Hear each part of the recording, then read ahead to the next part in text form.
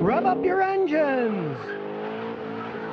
Today I'm going to talk about the worst Hondas ever made. Now, aside from somewhat weak automatic transmissions, Hondas have generally made pretty good cars. But like any other manufacturer, they've made mistakes. And here's the biggest ones that I've ever seen. Now, the first big mistake was the 1994 Honda Passport. Now, I guess Honda wanted to get into the SUV market, so the Passport was just a rebadged Isuzu. It was made by Isuzu in Isuzu factories, and it just had Honda emblems on them. They were not really Hondas, but Honda sold them as a Honda. So it's carrying the Honda name. And to me, that was a big mistake by Honda. They were gas hogs. My customers with them had all kinds of problems as they aged. And a lot of them didn't know. They thought they were getting a Honda SUV. No, they weren't. They were getting an Isuzu. Heck, not long after that, Isuzu pulled out of the United States as a car seller. That says something, you know? The United States is a huge market, and if you pull your vehicles out, you're pretty much saying, oh, we can't make it in this competitive market where there's lots of profit to be made. They should have been happy making good cars. Back then, Honda was still making some pretty good cars, selling lots of them to people, and not get into a market like SUVs using somebody else's vehicle, not even their own. Now, the next mistake was the 2005 Honda Accord Hybrid. Now, the early Honda hybrids, the small ones, they were pretty much a failure. They didn't sell that many of them. Personally, I thought they were ugly as can be. They were really an ugly looking car. And when I drove around Houston here, I'd see a bunch of them sitting at the Honda dealers just collecting dust because nobody wanted to buy the things. But the 05 Accord Hybrid was the worst one they ever made. The transmissions slipped in many of them, and you had to spend a fortune having the transmission rebuilt. They weren't very well made. Now, the new 2018 Accord Hybrids, hey, those things are really interesting technology. They're a far step away from those old ones. They've got 2 electric motors to help drive it. It's a completely redo. But 2005 Accord Hybrids, stay away from one of those. Now, my next pick is the original Honda that was sent to the United States. The Honda 600. Now, the reason they called it the Honda 600 is because it had a 598cc engine, so they rounded it up to 600. It was a 2-cylinder, air-cooled motorcycle engine that was stuck in the hood of this tiny little car, and it had an electric fan inside to blow air to help cool the engine. I actually worked on these things when I was a young mechanic. If Honda introduced a car like that today, oh, it'd be a massive failure. Now, we do have to take consideration the times. Honda was starting up, going from a motorcycle company to a car company, but those things, they rode like washing machines. The automatic transmission, you had to shift it with the lever. It didn't have a clutch, but I mean, it wasn't very sophisticated. It could barely get out of its own way. It had a whopping 47 horsepower and only 37 foot-pounds of torque. And the funniest thing was, one of my father's customers that owned one, the guy was like 6'6". He came crawling out of this car, and the first time I ever saw it, I thought, whoa, this is like something at the Shriner Circus where they all come out of these little cars, you know?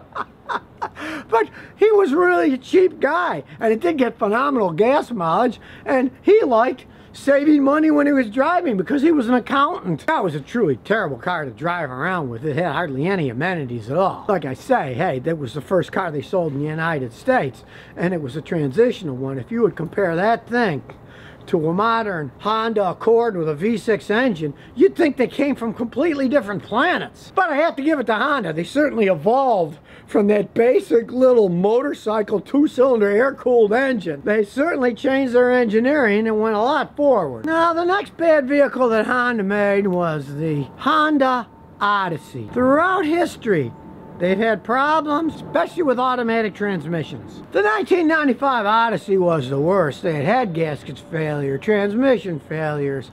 They were true clunkers. Now, they did refine them over the years, but they've always had automatic transmission problems. I had quite a few of my own customers have the transmissions go out.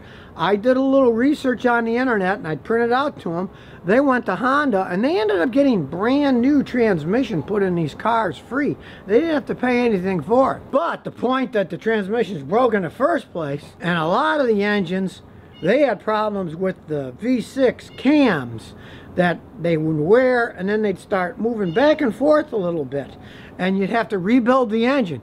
That's uncalled for in a company like Honda that's known for making strong engines. And when you're talking about the Odyssey's main competition coming from their highly reliable Toyota Sienna van, you'd be foolhardy to buy a Honda Odyssey van when you could get a Toyota van that would run circles around it over time. So if you ask me, here again, Honda, you start with motorcycles and small cars.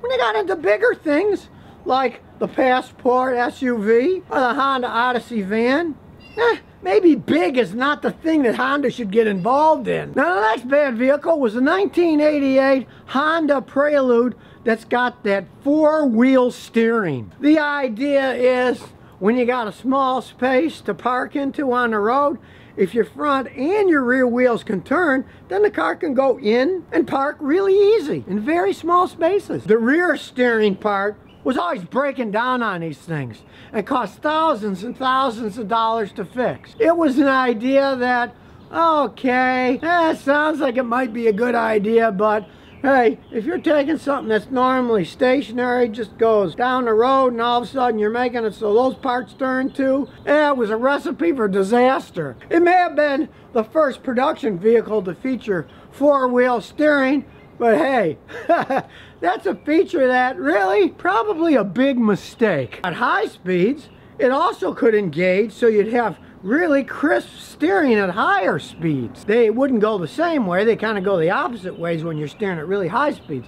So yeah, it's a trick to make it go like a race car, but hey, you're driving it on the street. So really, stay away from high-tech things like that they're not proven. You don't find them in cars now, unless you're into really exotic cars. And let's face it, I mean, exotic cars cost exotic money to repair, and their values plummet like a stone going over Niagara Falls. So stay away from the Prelude with the all-wheel steering. Now, the last bad Honda design I'm going to talk about is the 2002 Civic Si.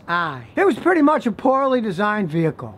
The exhaust manifolds would often crack. The transmissions would often fail because of engineering design. The engine blocks had a tendency to crack. Even the headliners over your head were sagging down. They just looked bad as they aged. It was also the first Honda in 14 years to have the steering attached to the struts, so it didn't work all that well, and it had the least amount of suspension travel, so it rode like crap. The less travel your shocks have, the worse the ride's going to be. This was really the worst riding Civic of all time.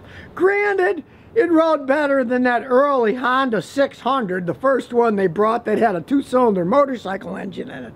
But it didn't fare all that much better driving down the road. Those things were like riding around in a bucket. So now you know a bunch of Hondas that you should stay away from. They were basically poorly made and designed vehicles, which is kind of rare for a company like Honda because they're known for quality engines and cars that can last a really long time. But like anybody else, hey, they made mistakes too. So if you never want to miss another one of my new car repair videos, remember to ring that bell.